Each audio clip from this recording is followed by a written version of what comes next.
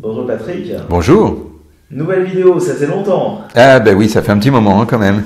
Bon, on est très heureux de faire cette nouvelle vidéo ensemble, Patrick. On va parler du pardon aujourd'hui. C'est vrai que très souvent il est difficile de pardonner à quelqu'un, mais on s'aperçoit également que lorsqu'on ne pardonne pas, eh bien on ne tourne pas la page. Alors comment faire pour pardonner, Patrick? Comment faire pour pardonner? Alors déjà, oui, c'est important de le dire, parce que le pardon, pourquoi pardonner d'abord? Parce qu'effectivement, on pourrait se dire, ben non, je vois pas pourquoi je vais pardonner à un tel, vu ce qu'il m'a fait, ou ce qu'elle m'a fait, ou ce qu'il m'a dit, etc. En fait, il est important de penser en termes d'énergie. C'est-à-dire qu'effectivement, quand on est rancunier, quand on a de la colère, de la haine envers quelqu'un, qu'on ne veut pas pardonner, en fait on refuse, eh bien finalement on garde tout pour nous à l'intérieur. Et l'idée du pardon, ça va être finalement de clôturer ça, de faire en sorte que chacun récupère, on peut dire, ses billes symboliquement. L'idée c'est que si je ne pardonne pas, je reste intérieurement amer.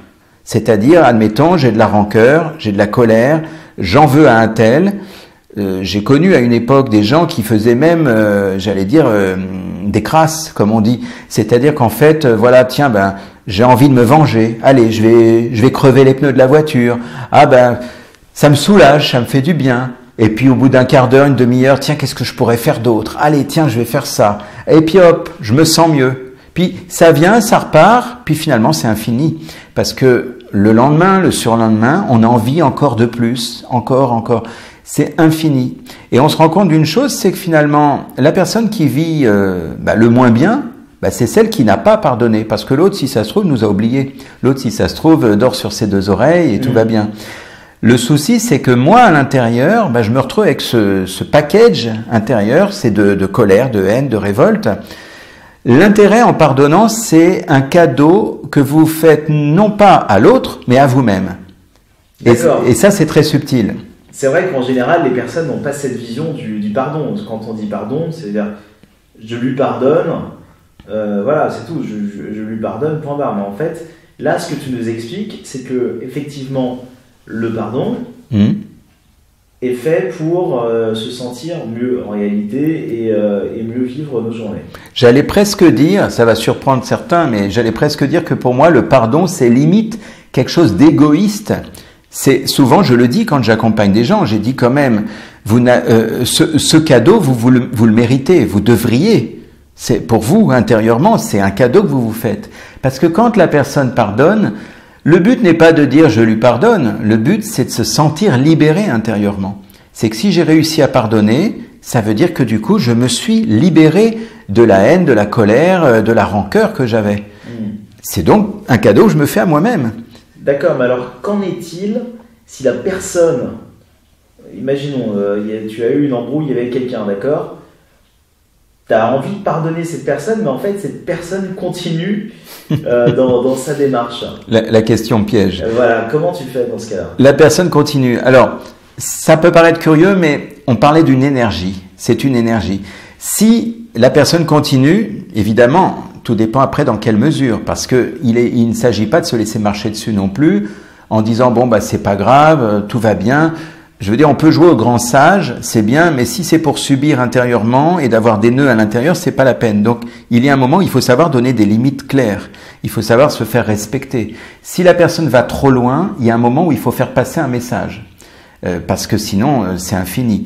Mais l'un n'empêche pas l'autre. C'est-à-dire que on va à la fois faire passer le message pour dire stop là, ça va trop loin, mais en même temps, on doit faire ce travail intérieur pour justement souffler, se libérer. Il y a même un paradoxe, c'est que si on fait ce travail intérieur, il y a de fortes chances que la personne là-bas arrête en quelque sorte. Souvent, je prends l'exemple de l'écho dans une montagne. Tu sais, quand il y a des gens, ils crient dans la montagne, ohé, ohé. S'il y a de l'écho, on aurait presque envie de continuer pour s'amuser. Mais imaginons un instant que d'un coup, on coupe l'écho. Il n'y a plus d'écho. Ouais. On va peut-être s'amuser une ou deux fois, mais il y a un moment où ça va nous barber parce qu'il n'y a plus d'intérêt en fait. Eh bien, c'est un peu la même chose. C'est une question de vibration.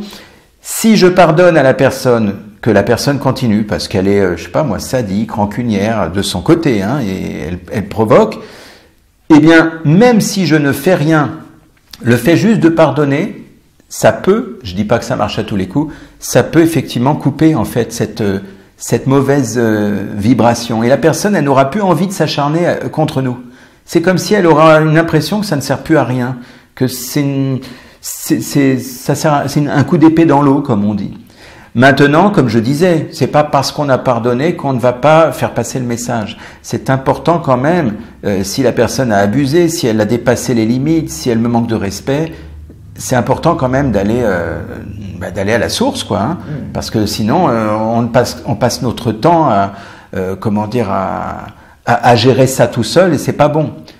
Il y a une raison. Si la personne continue et elle s'acharne, c'est qu'il y a un truc qui est pas passé. Il faut communiquer, ça c'est important, c'est la priorité.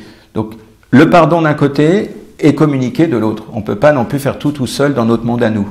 D'accord, très bien. Voilà, je pense que j'ai répondu. Je sais pas s'il y a d'autres questions, mais globalement, voilà, ça c'est vraiment quelque chose de très global à propos du pardon. Ok. Merci beaucoup Patrick. On rappelle bien sûr qu'on peut te rencontrer dans ton cabinet, puis à distance également. Bien sûr, Internet. Oui. Via Internet, on peut, donc Patrick Aich, A-I-C-H, sur YouTube, sur Facebook, sur Internet en général, voilà, c'est très facile.